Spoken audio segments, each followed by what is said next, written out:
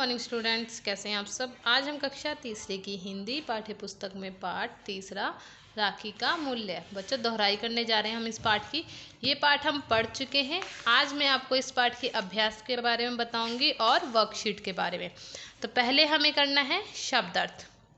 शब्दार्थ में हम करेंगे पताका, जिसका अर्थ है झंडा या ध्वज, हिफाजत रक्षा, अभिमान गर्व, न्योता आमंत्रण, आन इज्जत हिदायत सलाह देना, लफ्ज शब्द महज मजहब धर्म, मोहब्बत प्रेम या प्यार।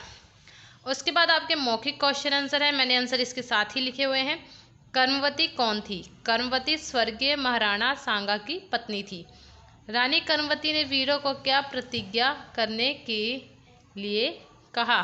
रानी कर्मवती ने वीरों को प्रतिज्ञा करने के लिए कहा कि प्राण रहते हुए मेवाड़ की पताका को झुकने ना देंगे। कर्मवती ने किसे राखी भेजने का निश्चय किया? कर्मवती ने हुमायूं को राखी भेजने का निश्चय किया। ये आपकी हिंदी फेयर नोटबुक पर लिखे हुए होने चाहिए। उसके बाद जो आपके बुक में ही लिखने हैं आपने क्वेश्चन आंसर, वो है आपके लिखती क्वेश्चन आंसर। पहला है, रानी कर्मवती ने हुमायूं को राखी क्यों भेजी? रानी कर्मवती ने हुमायूं को राखी इसलिए भेजी क्योंकि बहादुर शाह ने मेवाड़ पर चढ़ाई की हुई थी और रानी किसी भी हालत में मेवाड़ को बहादुर शाह के हाथों से नहीं जाने देना चाहती थी। दूसरा प्रश्न है, हम सब मरकर भी मेवाड़ की रक्षा ना कर पाएंगे। बाघ सिंह ने ऐसा क्यों कहा? उत्तर है, बाघ सिंह ने ऐसा इसलिए कहा क्योंकि दुश्मनों के मुकाबले उनकी संख्या बहुत कम थी और उस पर शत्रुओं का तोपखाना उनके सैनिकों पर आग उगल रहा था, जिसका मुकाबला तलवारों से नहीं हो सकता था। नेक्स्ट प्रश्न है, हुमायूं को राखी भेजने में क्या बाधा थी? उत्तर है, हुमायूं को राखी भेजने में बाधा हुमायूं का मुसलमान तथा कर्मवती का हिंदू होना थी। रानी कर्मवती की राखी पाकर हुमायूं ने क्या निर्णय लिया और क्यों? रानी कर्मवती की राखी पाकर हुमायूं ने यह निर्णय लिया कि मेवाड़ की इज्जत अब मेरी इज्जत है। हुमायूं ने यह निर्णय इसलिए लिया क्योंकि वह दुनिया को बता देना चाहता था कि हिंदुओं की रस्मों रिवाज मुसलमानों के लिए भी उतने ही प्यारे तथा पाक हैं। उसके बाद है आपकी बुक में किसने किससे कहा। तो ये जो वाक्य दिए हुए हैं ये वाक्य हमें बताने किसने कहे और किससे कहे। पहला है, हिंदुओं को मुसलमानों के खिलाफ मदद दे रहे हैं, क्या यही खुदा की हिदायत है?